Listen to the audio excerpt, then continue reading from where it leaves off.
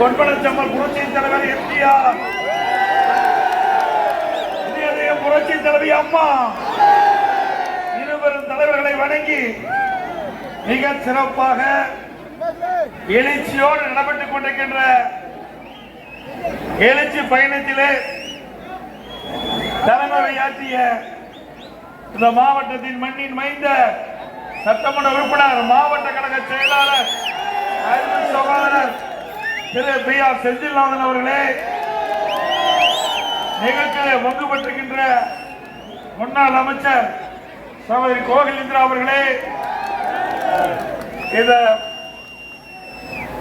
கழக அமைப்பு செயலாளர் திரு ஏ கே சீனிவாசன் அவர்களே, நிகழ்ச்சியிலே பங்கு பெற்றிருக்கின்ற முன்னாள் அமைச்சர் அறிவிச்சாளர் திரு ஆர் காமராஜ் அவர்களே, முன்னாள் அமைச்சர் சகோதரி டாக்டர் சி விஜயபாஸ்கர் அவர்களே, முன்னாள் அமைச்சர் அண்ணன் ஓ எஸ் மணியன் அவர்களே, நிகழ்ச்சியிலே பங்கு பெற்றிருக்கின்ற அனைத்துடைய எம்ஜிஆர் மன்றத்தின் இணை செயலாளர் முன்னாள் எம்எல்ஏ அறிவிச்சாளர் திரு கே கே உமாதேவன் அவர்களே, அனைத்துடைய எம்ஜிஆர் இணை செயலாளர் முன்னாள் எம்எல்ஏ திரு மாசாமா ராமச்சந்திரன் அவர்களே, மாவட்ட அமைச்சர் திரு ஏ வி நாகராஜன் அவர்களே, மற்றும் முன்னாள் மாவட்ட ஊராட்சி குழு தலைவர் சகோதரர் திரு பொன் மணி பாஸ்கரன் அவர்களே, ஆர் புரம் அவர்களே, சார்பணி நிர்வாகி திரு பார்த்திபன் அவர்களே, மேலும் செயலாளர் திரு சையது இப்ராஹிம் அவர்களே, ஒன்றிய செயலாளர் திரு வி வடிவேல் அவர்களே, டி ஆர் ராஜா அவர்களே, திரு சி எம் முருகேசன் அவர்களே, திரு எம் ஏ ஜெயகுணசேகர் அவர்களே, திரு திருவாசக அவர்களே, திரு ஜெகன் அவர்களே, திரு கே ஆர் செந்தில்குமார் அவர்களே, திரு கே எம் ராஜமாணிக்க அவர்களே, திரு கே என் கருப்பையா அவர்களே, திரு கே சுப்பிரமணியன் அவர்களே, திரு வி முத்துகிருஷ்ணன் அவர்களே, பேருக்கழக செயலாளர் திரு சோ வாஸ் அவர்களே, திரு அலசே அடைக்கப்பன் அவர்களே, திரு எம் மாணிக்கம் அவர்களே, திரு ராமா பாலசுப்ரமணியம் அவர்களே, திரு ஆர் சுப்பிரமணியன் அவர்களே, திரு கரு சிதம்பரம் அவர்களே, மற்றும் கழக நிர்வாகிகள் திருமதி திவ்ய பிரபு அவர்களே, திருமதி இந்தியா குமரன் அவர்களே, திருமதி சரண்யா ஸ்டாலின் அவர்களே, திருமதி வீரம்மாள் பழனிசாமி அவர்களே, திரு ஏ கே மணிவாணன் அவர்களே, கூட்டணி கட்சி சேர்ந்த பாரதிய ஜனதா கட்சி சேர்ந்த மாவட்ட தலைவர் திரு கி பாண்டித்துறை அவர்களே, பாமக வடக்கு மாவட்ட செயலாளர் திரு ஆர் ராஜலிங்கம் அவர்களே, மற்றும் லெனின் கம்யூனிஸ்ட் கட்சி பொதுச்செயலாளர் திரு கே ஸ்டாலின் அவர்களே, ஐஜேகே சிவகங்கை மாவட்ட தலைவர் திரு அமலன் சௌரிமுத்து அவர்களே, ஐஜேகே திருப்பத்தூர் சட்டமன்ற தொகுதி பொறுப்பாளர் கேப்டன் அருண்சாமி அவர்களே, தமிழர் தேசம் கட்சி சிவகங்கை வடக்கு மாவட்ட திரு ரமேஷ் அவர்களே, மற்றும் திரளாக குழுமிருக்கின்ற அனைத்து இந்திய அண்ணா திராவிட முன்னேற்ற கழகத்திலே பல்வேறு பொறுப்புகளை வைக்கின்ற நிர்வாகிகளை, நம்முடைய கூட்டணி கட்சியில் இருக்கின்ற நிர்வாகிகளே, தொண்டர்களே, பெரியவர்களே, தாய்மார்களே, விவசாயிகளே, விவசாய தொழிலாளர்களே, வியாபாரிகளே, பத்திரிகையாளர், ஊடகங்களே, மகளைச் சேர்ந்த சகோதரிகளே, இளைஞர் வட்டாளர்களே, அனைவருக்கும் என்னுடைய முதற்கண் நன்றி கலந்த வணக்கத்தை உருவாக்கின்றேன்.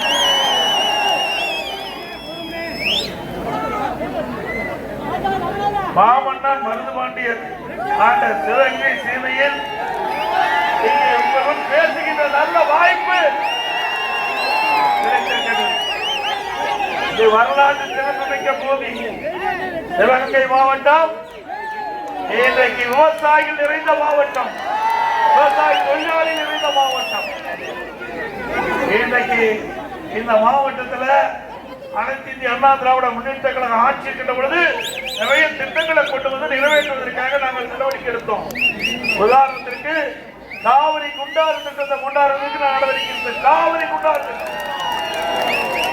14,400 கோடி முழுக்க முழுக்க மாநில அரசாங்கத்துடைய நிதியில் இருந்து நிதி ஒதுக்கீடு செய்யப்பட்டு அந்த திட்டத்தை அதிமுக ஆட்சி இருக்கின்ற காலகட்டத்தில் அடிக்கல் நாட்டப்பட்டு பணி துவங்கப்பட்டது. முதற்கட்டமாக 700 கோடி ஒதுக்கணும். அந்த திட்டம் இந்த ஆட்சியில் வந்த பிறகு கைவிட்டுட்டாங்க, ஏன் முடக்கிட்டாங்க. மீண்டும் அதிமுக ஆட்சி வளர்ந்த பிறகு காவிரி குண்டாறு திட்டம் நிறைவேற்றப்படும். இந்த திட்டம் சாதாரண திட்டம் இல்லைங்க. பல லட்சம் ஏக்கர் விவசாய நிலம் பசுமையோடு செழிப்போடு வளமோடு இந்த பகுதி மக்கள் வாழ்வதற்கு அடித்தளம் அமைத்த அரசாங்கம் அதிமுக அரசாங்கம். இன்றைக்கு மேட்டூர் அணை நிரம்பி உபரி நீராக 1,26,000 கனஅடி கடலில் போய் கலக்கின்றது. இந்த திட்டத்தை வேண்டுமென்றே திட்டமிட்டு அனைத்து இந்திய அண்ணா திராவிட முன்னேற்ற கழக ஆட்சியிலே கொண்டு வரப்பட்ட திட்டம் என்ற ஒரே காரணத்திற்காக அரசியல் காழ்ப்புணர்ச்சியோடு இந்த காவிரி குண்டாறு திட்டத்தை திராவிட முன்னேற்ற கழக அரசு முடக்கி வைத்திருக்கின்றது. இது விவசாயிகளை வஞ்சிக்கின்ற செயல். இன்றைக்கு விவசாயம் என்பது சாதாரண விஷயம் அல்ல.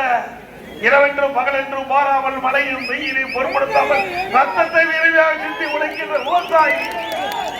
அந்த விவசாயி தொழில் ரெண்டுதான் பிரதான தொழில் சிவகங்கை மாவட்டத்திலே.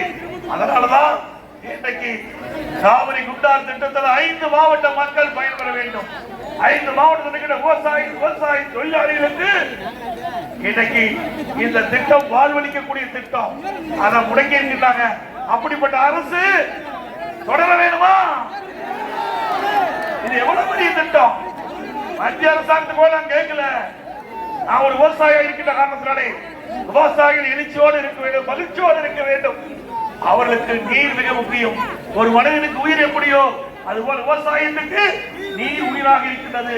அந்த நீரை முறையாக நம்முடைய விவசாயிகளுக்கு கொடுக்க வேண்டுவதற்காகத்தான் இந்த காவிரி குண்டாறு திட்டத்தை கொண்டு வந்தோம்.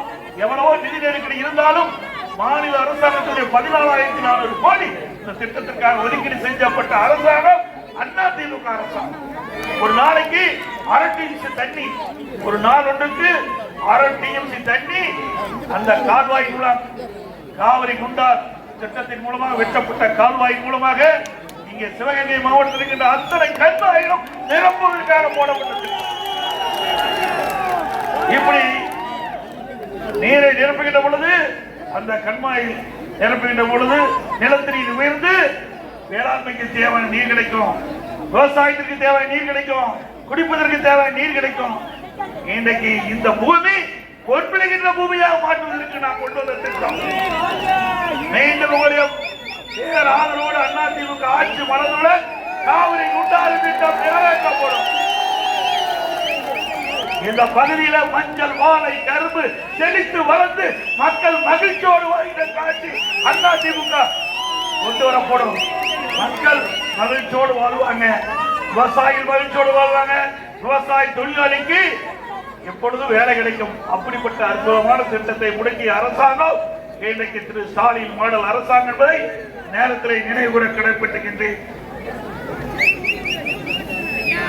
இன்றைக்கு ஸ்டாலின் எப்பொழுது பார்த்தாலும் பேசுகிறார். இந்தியாவிலேயே சிறந்த ஆட்சி செய்கின்ற மாநிலம் தமிழ்நாடு என்று, தமிழ்நாடுதான் இந்தியாவுக்கு முன்மாதிரியான மாநிலம் என்று, இந்தியாவில் இருக்கின்ற முதலமைச்சர்கள் சூப்பர் முதலமைச்சர் நான் தான் என்று அவரே பறைசாற்றிக் கொள்கிறார். எதுல முதன்மையான முதலமைச்சர்? கடன் வாங்குவதிலே முதன்மையான முதலமைச்சர். இந்தியாவிலேயே அதிக கடன் வாங்கின மாநிலம் தமிழ்நாடு. போன ஆண்டு பத்திரிகையில் பார்த்திருப்பீங்க. இந்தியாவிலேயே கடன் வாங்குவதில் முதல் இடத்தில் இருக்கின்ற மாநிலம் தமிழ்நாடு. இப்படிப்பட்ட அரசாங்கம் தேவையா?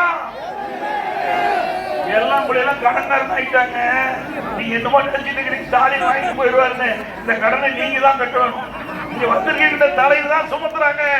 நீங்க நினைப்பீங்க நமக்கு எப்படி வரும்னு நினைப்பீங்க. வரி போட்டு வசூல் பண்ணுவாங்க, வரி போட்டு வசூல் பண்ணுவாங்க. இன்னைக்கு உணவு தானியம் வரி போடுவாங்க, இன்னைக்கு கடைக்கு வரி போடுவாங்க. இப்படி வரி மேல வரி போட்டா அந்த வரி நம்ம தான் வசூல் பண்ணுவாங்க. வசூல் பண்ண போறாங்க. இந்த கடன் எப்படி கட்ட போறாங்க.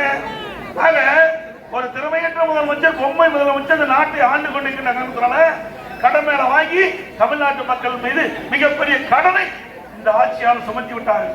இப்படிப்பட்ட ஆட்சி தேவையா? நல்லா எண்ணி பாருங்க. நீங்க நாங்க பேசுறது சரியா தவறா நீங்க சிந்திச்சு பாருங்க. நான் அத்தனையுமே பேசுவது அத்தனையும் இங்க இருக்கிறது நான் அரசியலுக்காக பேசல, எதிர்கட்சி முறையில பேசல. உண்மை செய்தியை மக்களிடத்திலே கொண்டு போய் சேர்க்க வேண்டும், மக்கள் விழிப்போடு இருக்க வேண்டும் என்ற அடிப்படையில் தான் கருத்து சொல்லிட்டு இருக்கிறாங்க. இன்றைக்கு திராவிட முன்னேற்ற கழக ஆட்சி வந்து 4 வருஷம் ஆகுது. 4,38,000 கோடி கடன் வாங்கிட்டு. அதற்கு முன்பு காங்கிரஸ் ஆட்சி, திமுக ஆட்சி, அண்ணா திமுக ஆட்சி, நடு திமுக ஆட்சி, அண்ணா திமுக ஆட்சி, இப்படி மாறி மாறி 75 ஆண்டு காலம் தமிழ்நாட்டிலே பல அரசியல் கட்சி இந்த நாட்டை ஆண்டிருக்கின்றன. 2021 வரை அது வரைக்கும் 5,18,000 கோடி தான் கடன்.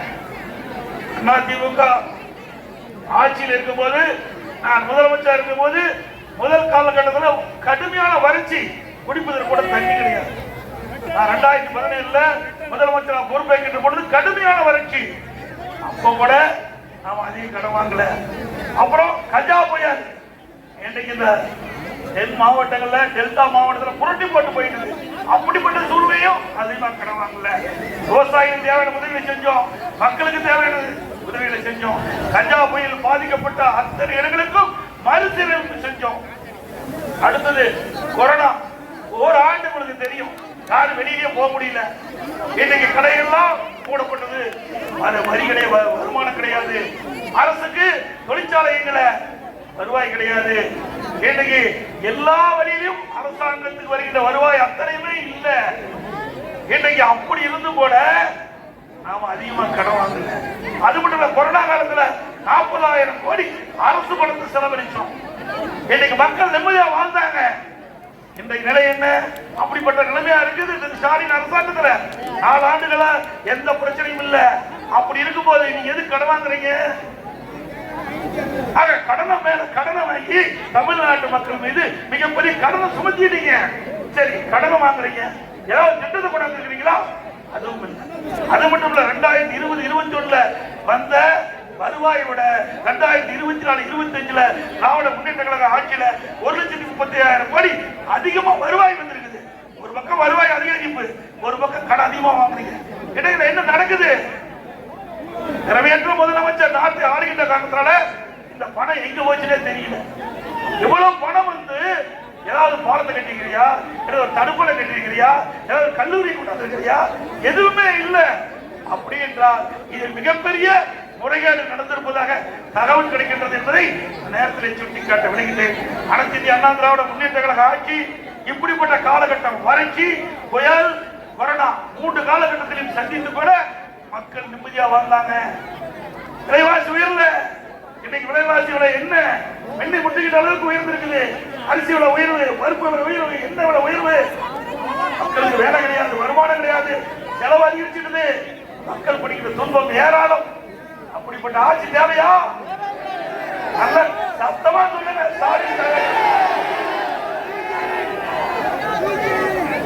அது மட்டும் இல்ல, கட்டுமான பொருள் அதிமுக ஆட்சியில எம்சாண்ட் 3,000 ரூபாய்க்கு விற்குது. இன்னைக்கு 5,000 ரூபாய்க்கு எம்சாண்ட் விற்குது. இன்னைக்கு ஜல்லி 2,000 ரூபாய்க்கு ஒரு யூனிட் விற்குது. இன்னைக்கு 4,000 ரூபாய்க்கு விற்குது. அதே போல சிமெண்ட் அதிமுக ஆட்சி வெளிமார்க்கெட்ல 240 ரூபா, இன்னைக்கு 340 ரூபாய்க்கு விற்குது. மரம் கேட்க வேண்டியதே இல்ல. செங்கல், ஒரு செங்கல் 6 ரூபாய்க்கு விற்குது அதிமுக ஆட்சியில, இன்னைக்கு 10 ரூபாய்க்கு ஒரு செங்கல் விற்குது. இப்படி கட்டுமான பொருட்களுடைய விலை உயர்ந்து இன்னைக்கு ஏழை எளிய நடுத்தர மக்கள் வீடே கட்ட முடியாது. கடவுள வீடு கட்டி மகிழலாம், நிஜத்துல வீடு கட்ட முடியாது.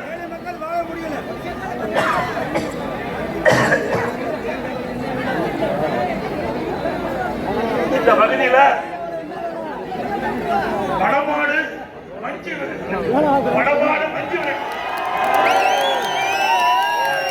மிக சிறப்பா நடக்குது. அதுல பல பிரச்சனை இருப்பதாக என்னுடைய கவனத்துக்கு கொண்டு வந்தீங்க. அதிமுக ஆட்சி மறந்த பிறகு இந்த பிரச்சனை அத்தனை களையப்பட்டு பண்டிகை கொண்டாடுறோம். மஞ்சு விட்டு அருமையா நடக்கும். அதே போல இன்றைய தினம் திராவிட முன்னேற்ற கழக ஆட்சியில எங்க பார்த்தாலும் போதை பொருள் விற்பனை, கஞ்சா விற்காத இடமே இல்லை. இந்த கஞ்சா போதைக்கு அடிமையாகி இளைஞர்கள், மாணவர்கள், பொதுமக்கள் சீரழியக்கூடிய நிலை தமிழகத்தில் பார்க்கிறோம். இந்த கஞ்சா போதை ஆசாமையெல்லாம் கொலை, கொள்ளை, திருட்டு, வழிப்பறிவு, பாலியல் வன்கொடுமை நடக்காத நாளே இல்லை. பத்திரிகையில பாக்குறீங்களா? தொலைக்காட்சி திறந்தா அடுத்த செய்தி எங்க பார்த்தாலும் பாலியல் வன்கொடுமை. இப்படிப்பட்ட கேடுகட்ட ஆட்சி தேவையா? இதெல்லாம் எதனால் நடக்குது? போதைப் பொருள் விற்பனை நடக்கிறதுலாம் நடக்குது.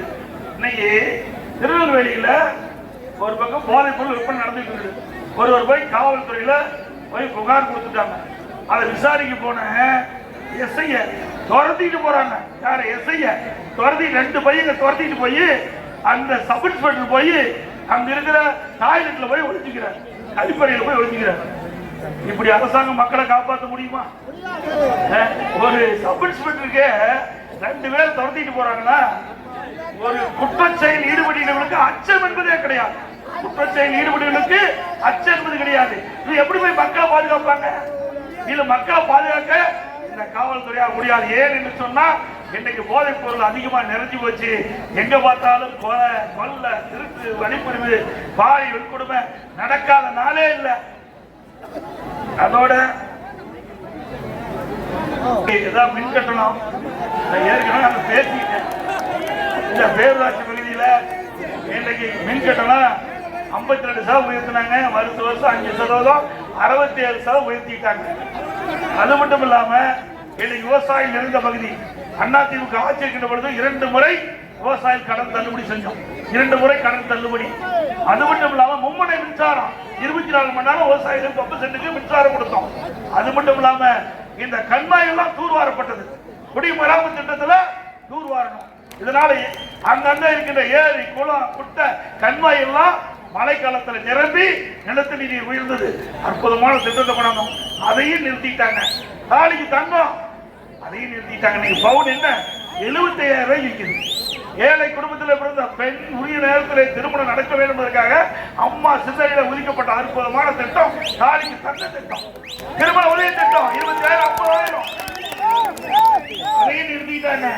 அதுக்கு மேல நம்முடைய குழந்தைகள் சிறப்பான கல்வி கற்க வேண்டும். அதிமுக ஆட்சியில் தான் கிராமத்திலிருந்து நகரம் வரை ஏழை, எளிய, ஒடுக்கப்பட்ட, நசுக்கப்பட்ட, தாழ்த்தப்பட்ட, குடிசையில் வாழ்கின்ற மாணவ மாணவி நல்ல கல்வி அறிவிப்பட வேண்டுவதற்காக ஆரம்ப பள்ளி, நடுநிலைப் பள்ளி, உயர்நிலைப் பள்ளி, மேல்நிலைப் பள்ளி, கல்லூரி என்று நிறைய திறந்து இந்தியாவிலேயே கல்வி கற்பவருடைய எண்ணிக்கை உயர்ந்த மாநிலம் தமிழ்நாடு. அந்த இலக்கை எட்டியது அதிமுக ஆட்சியில். இன்னைக்கு என்ன லேப்டாப் நிறுத்திட்டாங்க. இன்னைக்கு லேப்டாப் 5,30,000 பேர் ஒரு வருஷத்துக்கு கொடுத்துட்டு இருக்கிறோம். தமிழ்நாடு முழுவதும் 5 ஆண்டு காலத்துல 10 ஆண்டு காலத்துல 2011 2021 வரைக்கும் 52,30,000 பேருக்கு மடிக்கணினி கொடுத்தோம். 7,300 கோடி இதற்காக நிதி ஒதுக்கீடு செய்யப்பட்டது. இன்னைக்கு லேப்டாப் கொடுத்தேன்னு அதையும் நிறுத்திட்டாங்க. இப்படி அரசாங்கம் தேவையா? அரசு பள்ளியில் படிக்கிற மாணவர்கள் இன்றைக்கு விவசாயி தொழிலாளி, ஏழை குடும்பம் தான் படிக்கிறாங்க. அப்படிப்பட்ட மாணவனுடைய கல்வி சிறக்க வேண்டுவதற்காக அதிமுக ஆட்சியில் எடுத்த நடவடிக்கை. அது மட்டுமல்ல, இன்னைக்கு அரசு பள்ளியில் படித்த மாணவர்கள், இன்னைக்கு ஏழை மாணவர்கள், அவர்கள் 2017-18 முதலமைச்சர் இருக்கும்போது வெறும் 9 பேர் தான் நீட் தேர்வுல தேர்ச்சி பெற்று மருத்துவ கல்வி படிக்க முடிஞ்சது. அதை எண்ணி பார்த்தேன். எதிர்கட்சி கோரிக்கை வைக்கல, பொதுமக்கள் கோரிக்கை வைக்கல. நானும் அரசு பள்ளியில் படித்த மாணவன் என்ற காரணத்தினால் அந்த மாணவர்களும் மருத்துவராக வேண்டும். அதற்காக 7.5% உள் இடஒதுக்கீடை கொண்டு வந்து சட்டம் இயற்றப்பட்டு அமல்படுத்தப்பட்டு இன்றைய தினம் 2,818 பேர் இன்றைக்கு 7.5% இடஒதுக்கீட்டுல மருத்துவ கல்வி படிக்கிறாங்க. மருத்துவ கல்வி படிக்கின்ற மாணவர்கள் அத்தனை பேர் ஏழைகள். அதனால 1 ரூபாய் மருத்துவ கல்வி கட்டணம் இல்லாம முழுக்க இலவசமாக அந்த மருத்துவ கல்வி கட்டணத்தை அரசாங்கமே ஏற்று அவர்களுக்கு இன்றைக்கு கல்வி கொடுக்குது. இப்படிப்பட்ட அரசாங்கம் அதிமுக அரசாங்கம். இப்படி ஏதாவது ஒரு திட்டத்தையாவது திமுக ஆட்சியில் செயல்படுத்திருக்காங்களா? இல்ல. அதிமுக ஆட்சியில் நிறைய திட்டம், நல்ல சாலை வசதிகள் கொடுத்தோம், நல்ல பாலத்தை கொடுத்தோம், நல்ல தடுப்பணை கொடுத்தோம். இவ்வளவும் செய்த அரசாங்கம் அதிமுக அரசாங்கம் என்பதை நேரத்தில் சுட்டிக்காட்டி இன்னைக்கு டாஸ்மாக் கூட நல்லா தெரியும். யாரு அதுல தகவல் யாருங்க? 10 ரூபா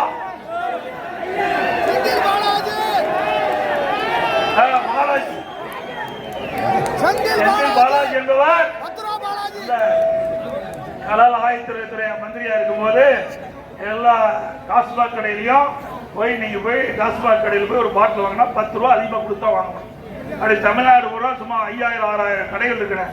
அந்த கடையில ஒரு நாளைக்கு 1.5 கோடி பாட்டில் விற்குது. 10 ரூபாய்னா ஒரு நாளைக்கு 15 கோடி, மாசத்துக்கு 450, வருஷத்துக்கு 5,400 கோடி. இதுல மட்டும் முறைகேடு நடந்திருக்குது. இது நாம சொல்லல, எனக்கு அமலாக்கத்துறை 1000 கோடி முதல் கட்டமா விசாரணை நடத்தி வெளியிட்டு இருக்கிறாங்க. இதுல கிட்டத்தட்ட 40,000 கோடி முறைகேடு நடந்ததாக பத்திரிகை செய்தி. இப்படிப்பட்ட அரசாங்கம் தேவைங்களா? இது குறித்து இன்னைக்கு உச்ச நீதிமன்றத்தில் ஒரு வழக்கு வருது. அப்போ வேணுமென்னே திட்டமிட்டு திராவிட முன்னேற்ற கழகம் சேர்ந்த அரசாங்கம் ஒரு 2000 பேர்த்த இந்த வழக்குல சேர்த்து இந்த வழக்கு முடியக்கூடாது அப்படிங்கிற நிலையில முடிவு எடுத்து செயல்பட்டாங்க.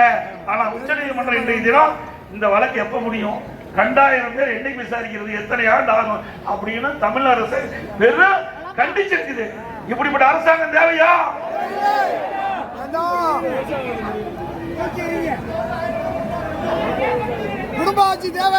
அதே போல இப்போ நான் வரும்போது கூட திருச்சி ஏர்போர்ட்ல கேள்வி கேட்டாங்க.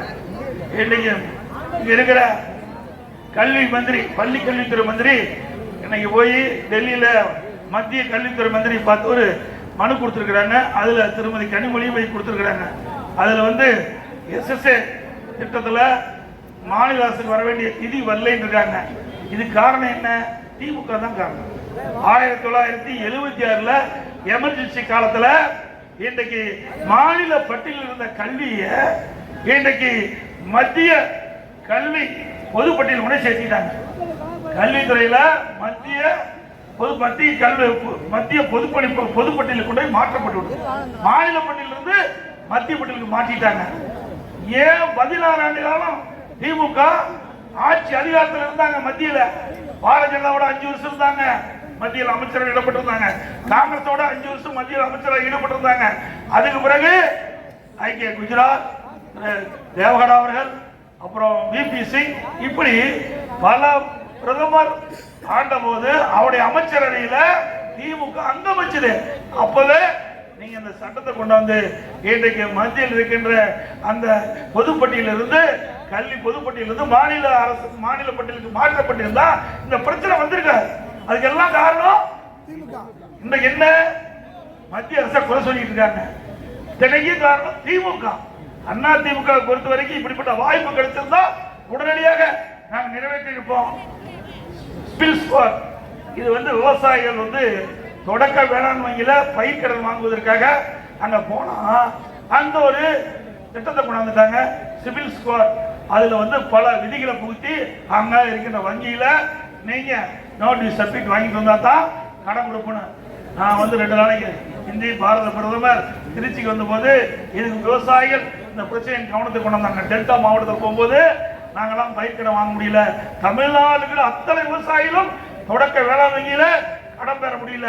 கேட்டா சிவில் ஸ்கோர் இருக்குது, இதுக்கு தேவையான விதிகள் இருக்குது. இந்த விதிகளை பின்பற்றி இந்த ஆவணத்தை கொடுத்தா தான் நாங்கள் பயிர்க்கடன் கொடுப்போம். நாங்க இங்க இருக்கிற மந்திரி, கூட்டுறவுத்துறை மந்திரி, இந்த மந்திரி தானே, பேர்பட்ட மந்திரி. விவசாயிகள் எப்படியா கடன் வாங்க முடியும்? இப்படி கஷ்டப்படுத்தினா விவசாயிகள் எப்படி பிழைக்க முடியும்? நான் டெல்டா மாவட்டத்தில் போகும்போது தண்ணி திறந்து விட்டாங்க, நீ சாகுபடி செய்ய வேணும். இன்னைக்கு அந்த பணியெல்லாம் துவங்கிட்டாங்க. நம்முடைய சிவகங்கை மாவட்டத்தில் இன்னைக்கு அந்த பணி துவங்கிட்ட பொழுது விவசாயிகள் போய் அந்த நேரத்தில் போய் பயிர்க்கடன் வாங்கி ஆகும்.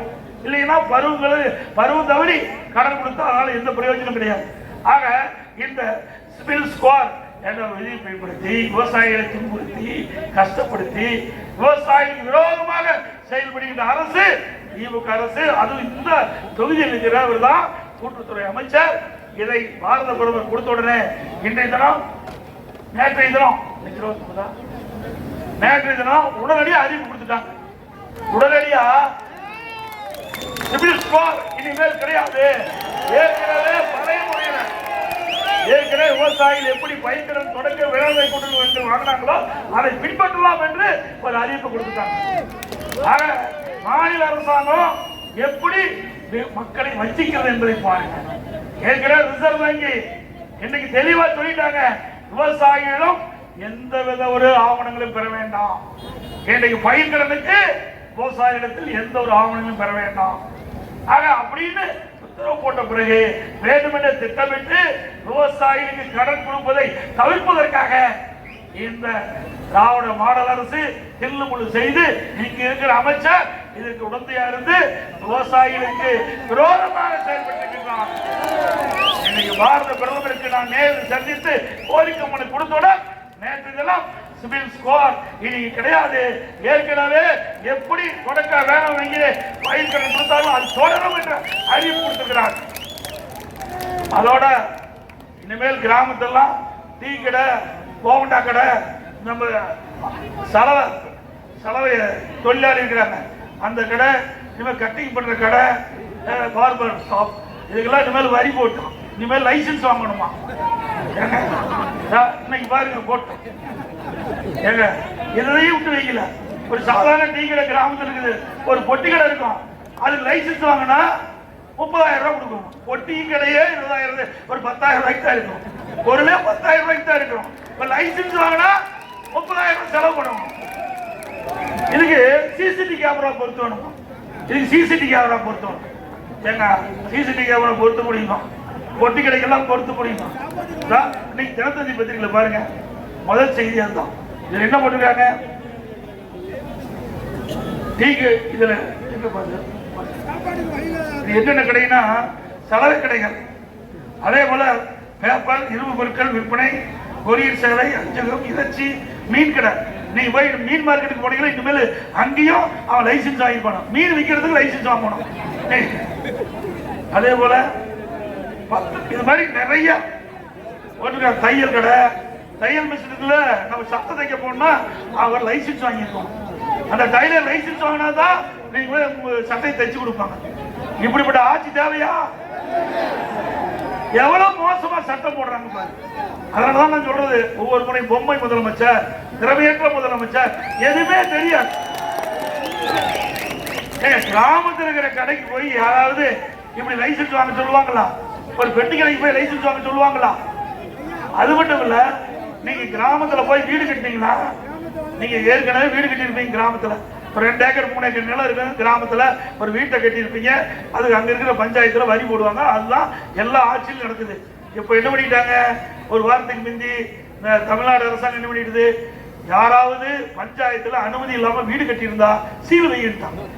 வீடு கட்டின பொழப்புல என்ன ஆகுது? வீடு கட்டவங்க என்ன சீல் வச்சுட்டா வீட்டுக்கு என்ன போறது? சரி, நீ ஒரு அறிவிப்பு கொடுக்குற, என்ன செய்யணும்? இனி வீடு கட்டுறவங்க இந்த தேதியிலிருந்து புதுசா வீடு கட்டுறவங்களா நீங்க பஞ்சாயத்துல அனுமதி வாங்கி வீடு கட்ட சொன்னா பரவாயில்ல. ஏற்கனவே கிராமத்துல தோட்டத்துல வீடு கட்டியிருப்போம், அந்த வீட்டுக்கு அனுமதி வாங்கலீங்கன்னா சீல் வைய அப்படின்ட்டா என்னங்க? இப்படிப்பட்ட அரசாங்கம் தேவையா? எவ்வளவு மோசமா இருக்குது பாரு. இன்னைக்கு கிராமத்துல வேலை முடியிருக்கிற அளவுக்கு இந்த அரசாங்கம் விட்டு வைக்கல. அவ்வளவு மோசமான அரசாங்கம் தொடர வேண்டுமா என்பதை நீங்க எண்ணி பார்க்க வேணும். அதுபோல நான் முதலமைச்சர் இருக்கும் போது எல்லா குடும்பத்துக்கும் 2000 ரூபாய் பொங்கல் பரிசு கொடுத்தோம். இப்போ அதிமுக ஆட்சி உங்களுடைய மகத்தான ஆதரவு பேர் தேர்ந்தெடுக்கப்பட்டவுடன் ஒவ்வொரு தீபாவளிக்கும் நம்முடைய பெண்களுக்கு அருமையான சேலை வழங்கப்படும், புடவை வழங்கப்படும். அருமையான சேலை வழங்க தீபாவளிக்கு அற்புதமான சேலை அவர்களுக்கு கொடுக்கப்படும் என்ற செய்தி நேரத்தில் தெரிவிக்கிறேன். அதே போல திராவிட முன்னேற்ற கழகம் தேர்தல் அறிக்கையில நிறைய அறிவிப்புகள் கொடுத்தாங்க. அது முக்கியமான அறிவிப்பு, கிராமத்துல 100 நாள் வேலை திட்டத்தில் பணிபுரிகின்ற அந்த ஊழியருக்கு 150 நாள் கொடுக்குறாங்க. கொடுத்தாங்களாமா? அந்த 100 நாள்ங்கிறது 50 நாளா சுருங்கி போச்சு. 100 நாள்ங்கிறது 50 நாளா குறைஞ்சு போச்சு. இதான் திமுக ஆட்சி. கல்விக்கடை ரத்து பண்ணாங்களா? மாசம் மாசம் கேஸ் சிலிண்டருக்கு 100 ரூபாய் மானியம் கொடுக்குறாங்க. கொடுத்தாங்களா? இப்படி அத்தனையும் பொய்யான அறிக்கை விட்டு நாட்டு மக்களை ஏமாற்றி ஆட்சிக்கு வந்த பிறகு இன்றைக்கு மக்களை பற்றி கவலைப்படாத ஒரே அரசாங்கம் திமுக அரசாங்கம். இந்த ஆட்சியில சாதனைன்னு பார்த்தா திரு ஸ்டாலினுடைய மகன் திரு கருணாநிதியுடைய பேரை திரு உதயநிதி ஸ்டாலினை துணை முதலமைச்சர் ஆக்கிட்டார். அதுதான் இந்த ஆட்சியுடைய சாதனை, வேற எதுவுமே இல்லை என்பதை நேரத்தில் தெரிவித்து வருகிற 2026 சட்டமன்ற பொதுத் தேர்தலில் அனைத்து இந்திய அண்ணா திராவிட முன்னேற்ற கழக தலைமையில் அமைக்கப்பட்ட கூட்டணி வெற்றி பெறுவதற்கு எங்களுடைய கூட்டணி சார்பான வேட்பாளரை வெற்றி பெற செய்யுங்கள் என்று இருகரம் நோக்கி உங்களை வேண்டி கேட்டு மக்களை காப்போம், தமிழகத்தை மீட்போம். மக்களை தமிழகத்தை மக்களை தமிழகத்தை மக்களை தமிழகத்தை பை ஸ்டாலின். நன்றி, வணக்கம். காப்போம், தமிழகத்தை மீட்போம்.